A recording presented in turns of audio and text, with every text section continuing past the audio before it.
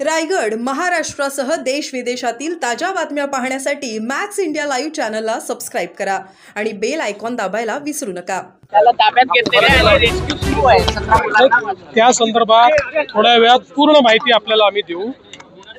आता मी देखील आपल्या या कार्यक्रमात होतो, त्याच्यामुळे सगळी माहिती आता माझ्याकडे देखील नाही आहे, पण मला फक्त त्याचा मेसेज आलेला आहे, त्यामुळे त्याची सगळी माहिती ती आपल्यापर्यंत लवकरच